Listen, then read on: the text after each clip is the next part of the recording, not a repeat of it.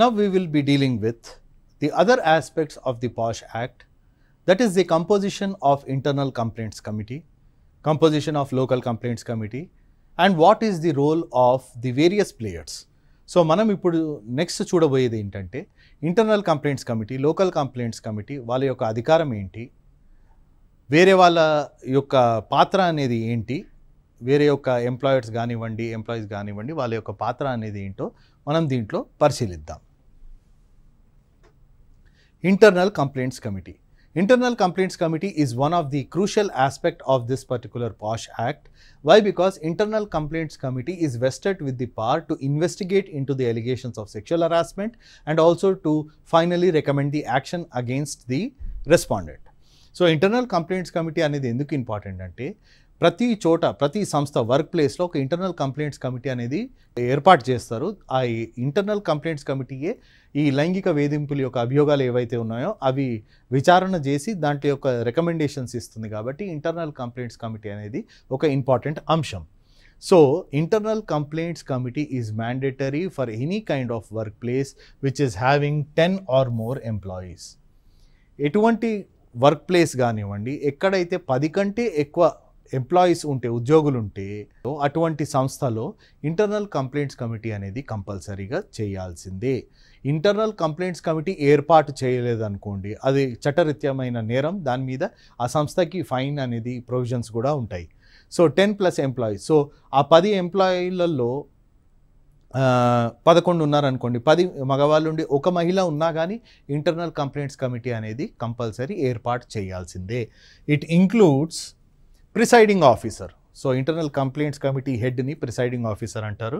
2 employees ఉంటారు, దాంట్లో ఒకటి ఎక్స్టర్నల్ మెంబర్ ఉంటారు. సో 2 ఎంప్లాయీస్, ఒక external member plus the presiding officer, అంటే టోటల్లీ 1, 2, 3, 4. సో 4 మెంబర్స్తో పాటు ఒక కమిటీ అనేది ఏర్పాటు చేయాల్సిందే. ఇంటర్నల్ కంప్లైంట్స్ కమిటీయే మనకి ఇన్వెస్టిగేషన్ అనేది లైంగిక వేధింపుల యొక్క ఆస్పెక్ట్ మీద అసలు విచారణ చేసే committee internal complaints committee. Term for 3 years. 3 years term. ఒకసారి అది ఇంటర్నల్ కంప్లైంట్స్ కమిటీ వాళ్ళు ఏర్పాటు చేసుకున్నాక ఆ సంస్థ వాళ్ళు 3 సంవత్సరాల కోసం ఉంటారు. 3 సంవత్సరాల తర్వాత మళ్ళీ చేంజ్ అయితే వేరే ఎంప్లాయీస్ని కూడా తీసుకుంటారు. సో ఏదైనా సంస్థ కానివ్వండి 10 కంటే ఎక్కువ పనిచేసే వాళ్ళు దాంట్లో సిబ్బంది ఉంటే దాంట్లో ఇంటర్నల్ కంప్లైంట్స్ కమిటీ అనేది ఏర్పాటు చేయడం కంపల్సరీ. దాంట్లో ఒక ప్రిసైడింగ్ ఆఫీసర్, 2 మెంబర్స్ ప్లస్ ఒక ఎక్స్టర్నల్ మెంబర్, అంటే ఆ సంస్థ ఇతర మెంబర్, ఆ సంస్థకి చెందిన వాళ్ళు కాకుండా వేరే వాళ్ళు ఎవరైనా ఉంటే బయటి వాళ్ళని కూడా ఒక ఎక్స్టర్నల్ మెంబర్. ఎందుకంటే మొత్తం సంస్థల వాళ్ళ వ్యక్తులే ఉంటే మన ఇబ్బందిగా ఉంటుండొచ్చు బాధితురాలకి, కాబట్టి ఎక్స్టర్నల్ మెంబర్ని కూడా అపాయింట్ చేస్తారు. సో దీంట్లో చాలా మటుకి మహిళల్ని అపాయింట్ చేస్తారు. So that the investigation will be fair. So ఎందుకంటే ఇన్వెస్టిగేషన్ అనేది ఎటువంటి ఆటంకం లేకుండా, ఎటువంటి పక్షపాతం దాంట్లో ఉండొద్దు కాబట్టి సో అటువంటి సిచ్యువేషన్లో చేస్తారు. Next one is local complaints committee. For example, there is an establishment which has less than 10 employees. So in that particular situation, you have a local complaints committee which is formed by the district officer, under this kind of enactment. State government ఒక district ఆఫీసర్ని appoint చేస్తుంది harassment at work place కోసం. So ఆ district officer అనే వ్యక్తి local complaints committee అనే ఒక సంస్థని ఏర్పాటు చేస్తారు. లోకల్ కంప్లైంట్స్ కమిటీ ఎందుకంటే ఎక్కడైతే 10 మంది కంటే తక్కువ సిబ్బంది ఉంటారో అటువంటి వర్క్ ప్లేసెస్లో ఇంటర్నల్ కంప్లైంట్స్ కమిటీ పెట్టే ఆస్కారం ఉండదు, కాబట్టి సిబ్బంది చాలా తక్కువ ఉంటారు. కాబట్టి అటువంటి సిచ్యువేషన్లో డిస్ట్రిక్ట్ ఆఫీసర్ ఎవరైతే రాష్ట్ర ప్రభుత్వము మన నియమిస్తుందో ఆ district officer local complaints committee LCC అనేది ఫామ్ చేస్తారు. సో ఏ సంస్థల్లో అయితే 10 కంటే తక్కువ వ్యక్తులు ఉన్నారో అటువంటి దాంట్లో కంప్లైంట్ చేయాలంటే ఇంటర్నల్ కంప్లైంట్స్ కమిటీ ఉండదు, కాబట్టి లోకల్ కంప్లైంట్స్ కమిటీకి ఫైల్ చేయాల్సింది. Or where the complaints are against the employer himself. So ఒక వర్క్ ప్లేస్లో ఒక తోటి ఎంప్లాయీ మీద కానివ్వండి, సీనియర్ మీద కానివ్వండి, జూనియర్ మీద కానివ్వండి కంప్లైంట్స్ చేస్తే మీకు ఇంటర్నల్ కంప్లైంట్స్ కమిటీ ఉంటుంది. కానీ ఎక్కడైతే కంప్లైంట్స్ ఎంప్లాయర్ మీదనే ఉంటుందో, మేనేజ్మెంట్ మీదనే ఉంటుందో అటువంటి సిచ్యువేషన్లో ఇంటర్నల్ కంప్లైంట్స్ కమిటీ పనికిరాదు. ఎందుకంటే మేనేజ్మెంట్ అండర్లో పనిచేసే వాళ్ళే ఇంటర్నల్ కంప్లైంట్స్ కమిటీలో ఉంటారు కాబట్టి వాళ్ళు ఎటువంటి మేనేజ్మెంట్ అగేన్స్ట్ మాట్లాడే అవకాశం కూడా ఉండదు. కాబట్టి అటువంటి సిచ్యువేషన్లో ఎక్కడైతే 10 కంటే తక్కువ సిబ్బంది ఉన్నా లేదా ఎంప్లాయర్ అగేన్స్టే కంప్లైంట్ ఉన్నా అటువంటి సిచ్యువేషన్లో లోకల్ కంప్లైంట్స్ కమిటీకి పవర్ ఉంటుంది. So it handles complaints similar to internal complaints committee. ఇంతకుముందు మనం చూసిన ప్రొసీజర్ ప్రకారమే ఇక్కడ కూడా వాళ్ళు కంప్లైంట్ని సిమిలర్ మేనర్లో హ్యాండిల్ చేస్తారు. సో ఎక్కడైతే 10 కంటే తక్కువ ఉన్న సిబ్బంది ఉంటారో లేదా allegation complaint against the employer himself management అగేన్స్టే ఉన్నప్పుడు అటువంటి సిచ్యువేషన్లో కంప్లైంట్స్ అనేవి లోకల్ కంప్లైంట్స్ కమిటీ దగ్గర ఉంటాయి. సో లోకల్ కంప్లైంట్స్ కమిటీని ఎవరు ఏర్పాటు చేస్తారు? District officer. డిస్ట్రిక్ట్ ఆఫీసర్ని ఎవరు నియమిస్తారంటే state government. So state government ఎక్కడైతే డిస్ట్రిక్ట్ ఆఫీసర్ని నియమిస్తుందో ఆ డిస్ట్రిక్ట్ ఆఫీసర్ ఆ ఏరియా కోసం, ఆ డిస్ట్రిక్ట్ కోసం లోకల్ కంప్లైంట్స్ కమిటీ అనేది ఏర్పాటు చేస్తారు. వాళ్ళ ముందు కంప్లైంట్స్ ఫైల్ చేయొచ్చు. సో వాళ్ళు ఫాలో అయ్యే procedure similar to internal complaints committee. So internal complaints committee ఏవైతే ఫాలో అవుతుందో సేమ్ ప్రొసీజర్ వాళ్ళు ఫాలో అయ్యి వాళ్ళు రికమెండేషన్ ఇస్తారు.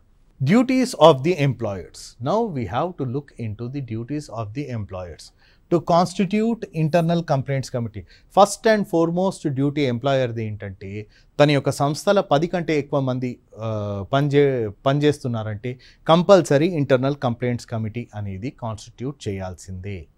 సో ప్రైవేట్ సంస్థ కానివ్వండి, ఆర్గనైజ్డ్ అన్ఆర్గనైజ్డ్ గవర్నమెంట్ సంస్థ కానివ్వండి, ఏదైనా కానీ ఇంటర్నల్ కంప్లైంట్స్ కమిటీ అనేది కంపల్సరీ కాన్స్టిట్యూట్ చేయాలి.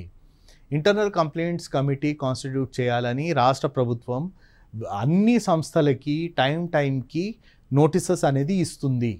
సో నోటీస్ ముట్టిన వారం లోపల వాళ్ళు చేయాల్సిందే. అండ్ ఇంటర్నల్ కంప్లైంట్స్ కమిటీ సంబంధించిన ఒక ఇన్ఫర్మేషన్ కూడా స్టేట్ గవర్నమెంట్కి ఇవ్వాల్సిందే. ఒకవేళ వాళ్ళు ఇవ్వలేదనుకోండి అది పనిషబుల్ అఫెన్స్, నేరం కింద పరిగణలోకి తీసుకుంటారు. So it is important for each and every employer to constitute internal complaints committee.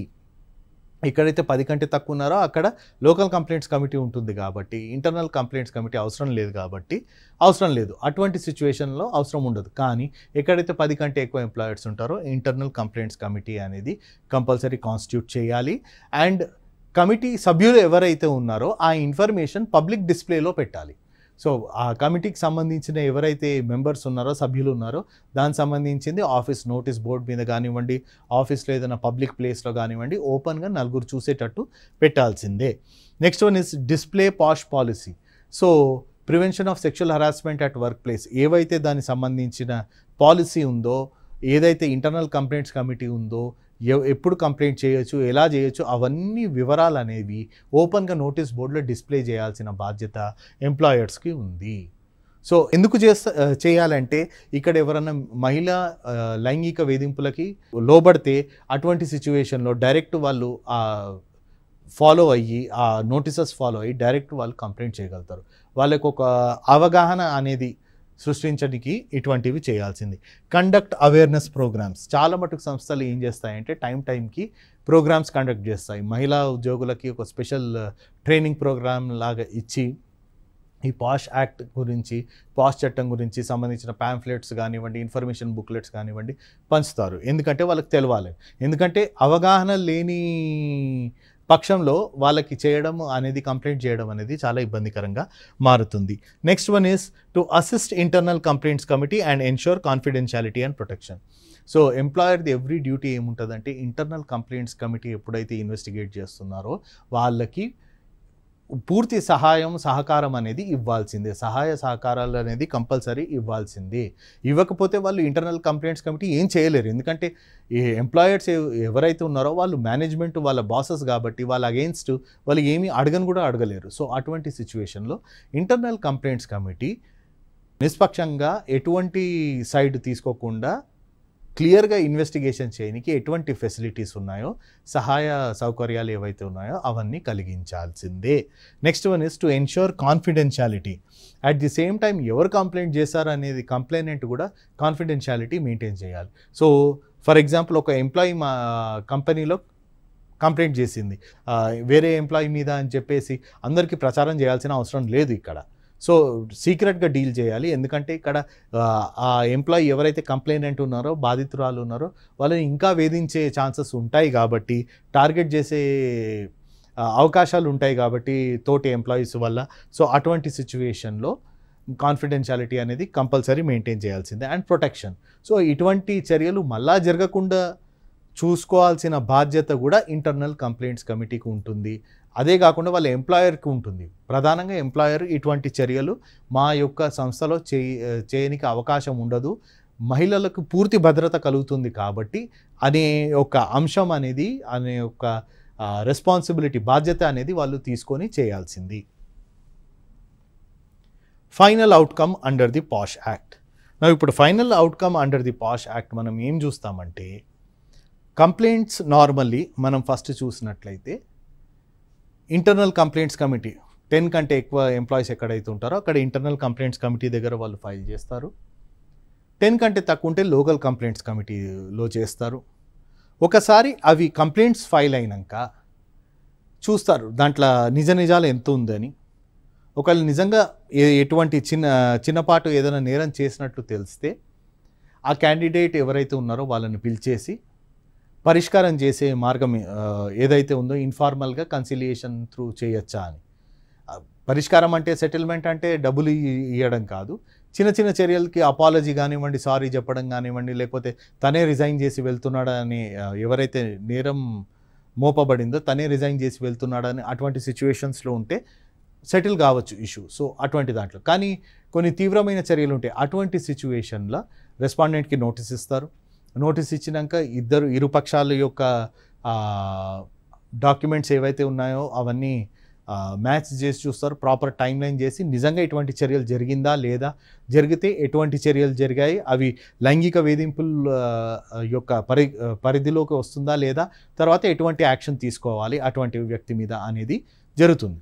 So ఒక్కసారి ఎంక్వైరీ కంప్లైంట్ అయినాక ఏం జరుగుతుంది, ఒకవేళ లైంగిక వేధింపులు అనేవి ప్రూవ్ అయ్యాయి అనుకోండి, నిరూపించబడాయి అనుకోండి, అటువంటి సిచ్యువేషన్లో ఏం చేస్తారు.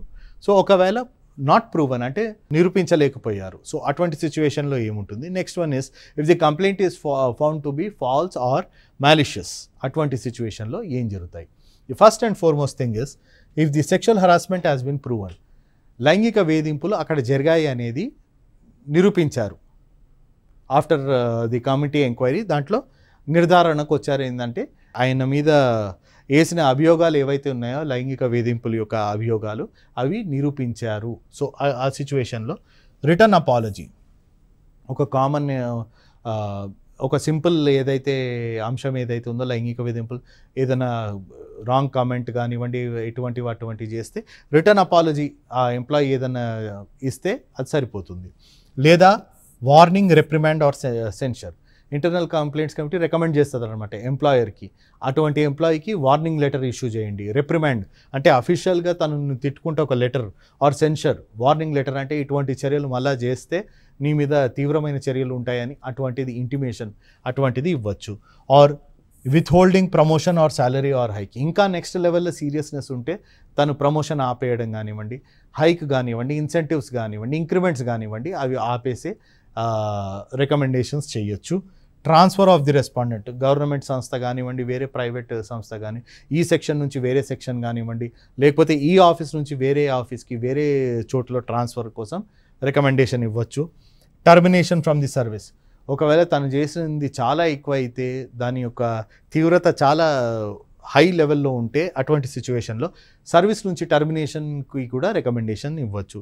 Next one is monetary compensation to the aggrieved women, ఒకవేళ ఆ బాధితురాలికి ఎటువంటి ఆర్థిక నష్టం అటువంటిది జరిగితే మానిటరీ కంపన్సేషన్ అనేది ఆ అగ్రీవ్డ్ మహిళకి బాధితురాలికి ఇచ్చే రికమెండేషన్స్ కూడా చేయొచ్చు. సో ఇవన్నీ ఇంటర్నల్ కంప్లైంట్స్ కమిటీ కానివ్వండి, లోకల్ కంప్లైంట్స్ కమిటీ కానివ్వండి ఒక రికమెండేషన్ ఫామ్లో ఇస్తుంది. సో ఇది రికమెండేషన్ ఎంప్లాయర్కి ఇచ్చినాక విదిన్ 60 డేస్లో తను అమలు చేయాల్సిందే, లేకపోతే ఎంప్లాయర్ కూడా బాధ్యుడే. సో ఇటువంటిది return apology, warning letter or withholding of promotion, increment or hike, transfer of the respondent, termination from the service or monetary compensation.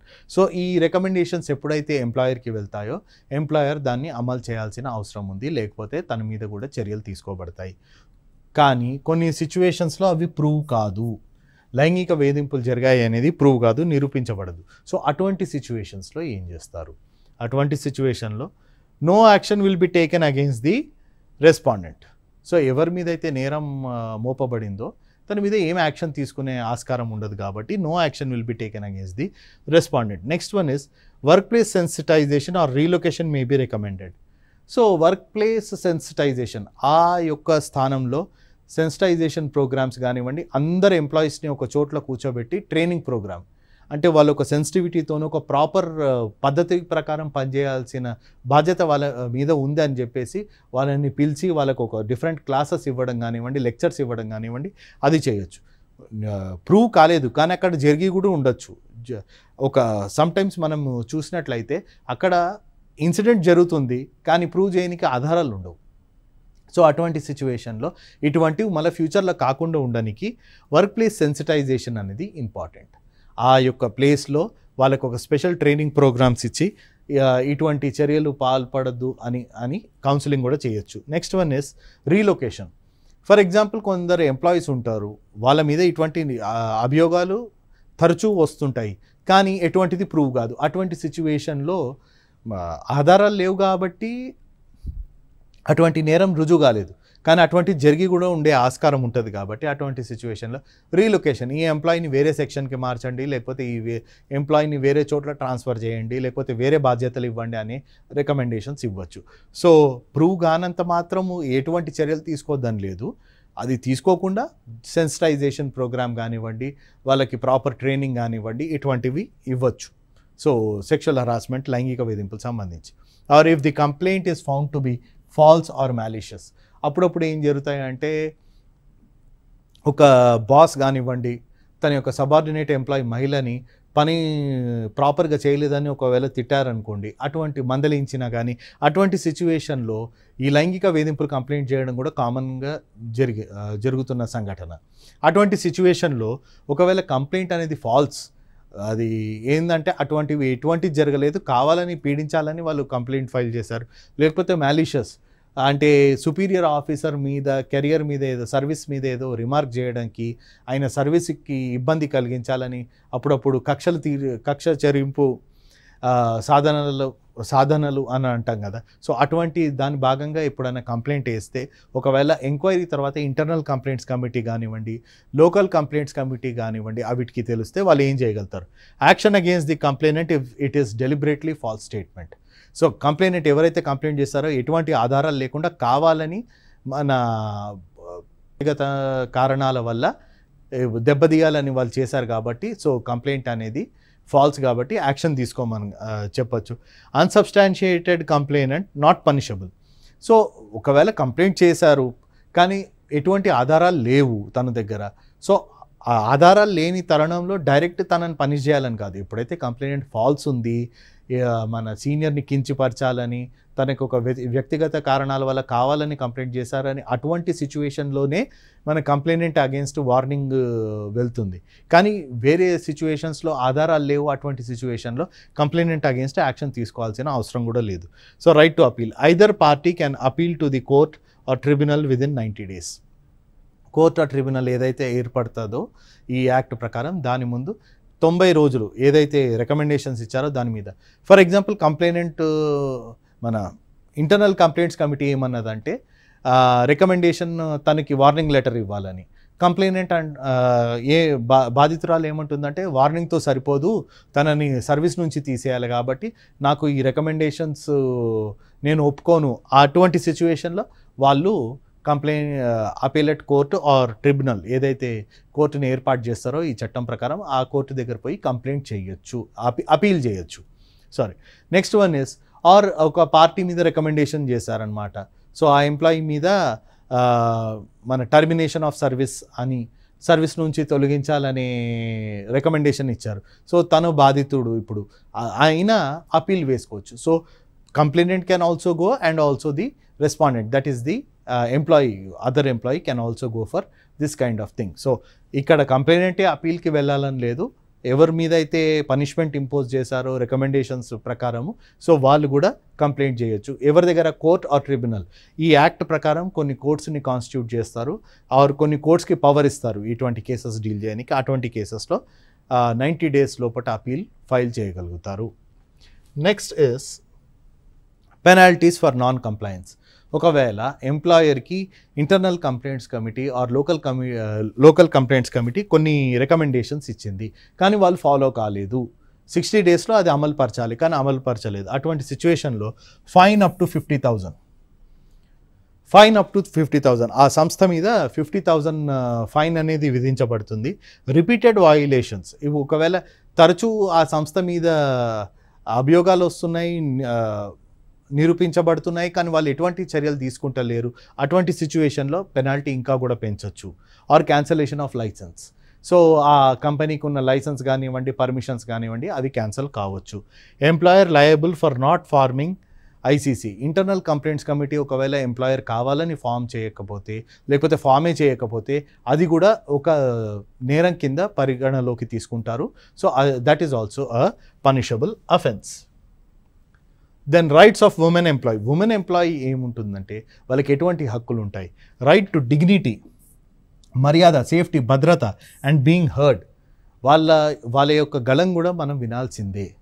So వాళ్ళు ఏం చెప్తున్నారు, మంచి చెప్తున్నారా చెడు చెప్తున్నారా మనం వినాల్సిందే. So they have right to dignity.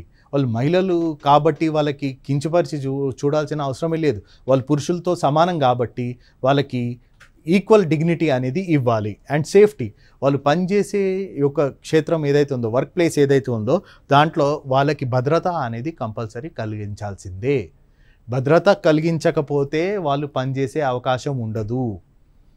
వాళ్ళు పనిచేసే అవకాశం లేకపోతే ఆ కంపెనీకి ఎటువంటి ప్రాఫిట్స్ రావు, వర్క్ ప్లేస్ ఎన్వైరన్మెంట్ మొత్తం డిస్టర్బ్ అవుతుంది. So they have right to be heard. వాళ్ళకి ఎటువంటి బాధలు ఉన్నా కానీ చెప్పుకునే అధికారం అనేది వాళ్ళకు ఉంది. అంతేగాని మహిళలు మీకు ఉద్యోగం ఇవ్వడమే ఎక్కువ, మీరు ఎటువంటి కంప్లైంట్ చేసినా మేము వినము పట్టించుకోమనే పరిస్థితి అనేది ఉండొద్దు. ఎందుకంటే మనకు రాజ్యాంగమే వాళ్ళకి అటువంటి హక్కులు ఇస్తాయి. సో రాజ్యాంగమే ప్రభుత్వాలను ఏం చెప్తుందంటే మహిళల కొరకు ఎటువంటి మీరు చర్యలు తీసుకుంటారో వాళ్ళ ఎదుగుదల కోసం అది మీరు పాటించాల్సిందే. So therefore they have every right to be heard. Next one is to maintain confidentiality. They have right to have confidentiality. So రేపు పొద్దున తను కంప్లైంట్ చేసింది, ఆ కంప్లైంట్ ఆధారం మీద తన మీద క్యారెక్టర్ అసాసినేషన్ కానివ్వండి, తన మీద లూజ్ టాక్ కానివ్వండి పబ్లిక్లో కానివ్వకుండా ఉండే బాధ్యత ఎంప్లాయర్ది ఉంది. At the same time they have right of confidentiality. చెప్పాల్సిన అవసరం లేదు నేను కంప్లైంట్ చేస్తున్నా అని. ఇంటర్నల్ కంప్లైంట్స్ కమిటీకి తెలిస్తే చాలు, పబ్లిక్కి చెప్పాల్సిన అవసరం లేదు. Next one is legal aid. ఒకవేళ వాళ్ళకి ఎటువంటి సహాయం లేకపోతే డిస్ట్రిక్ట్ లీగల్ సర్వీసెస్ కానివ్వండి లేదా మన వేరే ఫ్రెండ్స్ త్రూ కానివ్వండి లీగల్ ఎయిడ్, వాళ్ళకి ఉచిత న్యాయ సలహా అనేది ఇవ్వాల్సిందే. అపీల్ మెకానిజం, ఒకవేళ వాళ్ళకి ఇంటర్నల్ కంప్లైంట్స్ కమిటీ యొక్క రికమెండేషన్స్ కానివ్వండి వాళ్ళకి నచ్చలేదు అనుకోండి, అపీల్కి వెళ్ళే అధికారం కూడా ఆ యొక్క మహిళలకి ఉంది. సో ఇక్కడ మనం చూడాల్సింది ప్రధానంగా ఏంటంటే ఉమెన్ ఎంప్లాయీకి dignity, safety, being heard, confidentiality, legal aid and appeal mechanism అనే ఒక రైట్స్ ఏవైతే ఉన్నాయో అవి ఇవ్వబడతాయి. Next one is role of men and colleagues. So ఆ యొక్క సంస్థలో పనిచేసే మగవాళ్ళు కానివ్వండి, మగ కొలీగ్స్ కానివ్వండి, వాళ్ళ యొక్క బాధ్యతలు ఏంటంటే to be respectful towards women. తను ఒక మహిళ కాబట్టి ఎటువంటి మర్యాదలు ఇవ్వాల్సిన అవసరం లేదు అనే ఉద్దేశం అనేది ఉండకూడదు. So support safe work culture. So ఎక్కడైతే మహిళలకి ఇబ్బందిగా అనిపిస్తుందో అటువంటి సిచ్యువేషన్లో భద్రత కలిగించే బాధ్యత కూడా కొలీగ్స్ది కానివ్వండి, మన మెన్ అక్కడ పనిచేసే వాళ్ళు మగవాళ్ళది ఉంటుంది. Next one is speak up against the harassment. ఇటువంటి కంప్లైంట్స్ వస్తే వాళ్ళ బాధ్యత ఏంటంటే ఉమెన్కి ఒక హెల్ప్ అనేది ప్రొవైడ్ చేయాలి, అంతేగాని వాళ్ళని క్రిటిసైజ్ చేసి నోరు మూసుకోమని చెప్పి బెదిరించడం కానీ అటువంటి చర్యలు చేయాల్సిన అవసరం లేదు. ఎందుకంటే ఒక తప్పు చేసేవాడితో పాటు ఆ తప్పు గురించి మాట్లాడద్దు అని చెప్పేవాడు కూడా ఈక్వల్లీ నేరస్తులు కాబట్టి సో ఎటువంటి సిచ్యువేషన్స్ అనేవి ఒక వర్క్ ప్లేస్ ఎన్వైరన్మెంట్లో రాకూడదు. Next one is creating a respectful work place culture. Work ప్లేస్లో కల్చర్ అనేది ఒక మర్యాదపూర్వకంగా ఒక పద్ధతి ప్రకారంగా ఉండాలి.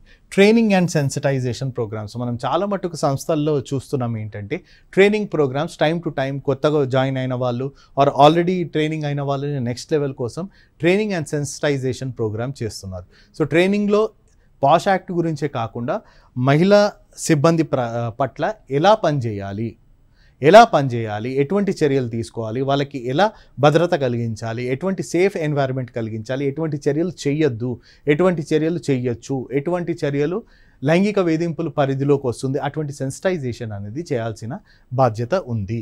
Next one is clear policies and feedback systems. Clear policy ఉండాలి. ఎట్లాంటి పబ్లిక్లో డిస్ప్లే చేసేసి ఇంటర్నల్ కంప్లైంట్స్ కమిటీ ఏంటి, వాళ్ళ యొక్క పరిధి ఏంటి, సెక్షువల్ హరాస్మెంట్ కేసెస్ని సీరియస్గా డీల్ చేయడం, అట్ ద సేమ్ టైం మన మహిళల్ని ఎంకరేజ్ చేయడం. సో వర్క్లో వాళ్ళు పార్టిసిపేట్ ప్రాపర్గా చేయాలి, సేఫ్గా ఫీల్ కావాలని అది. ఇంకోటి next one and most important is zero tolerance policy. అరే ఒకటే మహిళా ఎంప్లాయీ ఉంది కదా, మిగతా అంతా మగవాళ్ళే కాబట్టి వినాల్సిన అవసరం లేదు, అటువంటి ఉండొద్దు. జీరో టాలరెన్స్ పాలసీ, జీరో అసహనం అనేది ఉండాలి ఇటువంటి అఫెన్సెస్. వై? బికాస్ ఈరోజు ఇక్కడ జరిగితే రేపు పొద్దున సేమ్ వ్యక్తి వేరే చోట్ల కూడా అదే పని చేయొచ్చు. ఇక్కడ ఒక సిబ్బందితో జరిగితే రేపు పొద్దున 10 మందితో కూడా జరగచ్చు. సో ఇటువంటి డేంజర్ మనకు ఉంటుంది కాబట్టి ఇటువంటి సిచ్యువేషన్స్లో we have to create a respectful work place culture for the women. The summary in final we can say that this POSH Act, Prevention of Sexual Harassment at Workplace Act, ensures safe workplaces for women, and every employee plays a crucial role. Not only the employer but also the colleagues, the subordinates, the superiors, and even the very complainant itself has certain roles to play under this particular enactment. And always remember, awareness leads to action. Only when the employee is aware of her rights, she will be in a position to speak out her voice. So, మనము finally కంక్లూజన్లో చూసినట్లయితే ఈ పాష్ act వల్ల safe work place, ఎక్కడైతే వాళ్ళు పనిచేస్తున్నారో అక్కడ భద్రతాపూర్వకమైన వాతావరణం ఏర్పడుతుందనే ఒక safety, ఒక హామీ అనేది వాళ్ళకు కలుగుతుంది. ఎవ్రీ ఎంప్లాయీ, మన ఎంప్లాయర్ కానివ్వండి, కొలీగ్స్ కానివ్వండి, సబార్డినేట్ కానివ్వండి, సుపీరియర్ ఆఫీసర్స్ కానివ్వండి, వాళ్ళకి ఒక క్రూషియల్ రోల్ ఉంటుంది. ఈ చట్ట ప్రకారం ఎలా పని చేయాలి, ఎలా లైంగిక వేధింపుల యొక్క అలిగేషన్స్ రాకుండా చూసుకోవాలి, వచ్చినా కానీ ఎలా ట్రీట్ చేయాలనే ఈ యొక్క బాధ్యత అనేది అందరికీ ఉంది. Next one is awareness leads to action.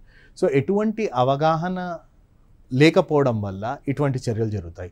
ఒకవేళ అవగాహన ఉంటే ఇటువంటి చర్యలు జరగవు. ఒకవేళ జరిగినా కానీ దాని పట్ల కంప్లైంట్స్ ఏవైతే ఉన్నాయో ప్రాపర్ మెకానిజం ఏముందో చట్ట ప్రకారంగా స్టార్ట్ అవుతాయి. So it is our responsibility to ensure a safe work place for the women. So మన బాధ్యత ఏంటంటే మహిళలు పనిచేసే చోట వాళ్ళకి పూర్తి భద్రతతోని వాళ్ళు స్వేచ్ఛగా పనిచేసే యొక్క ఆపర్చునిటీ అని అవకాశం కానివ్వండి కలిగించే బాధ్యత మనది ఉంటుంది. So this concludes our lecture on the topic, that is prevention of sexual harassment at workplace. Thank you.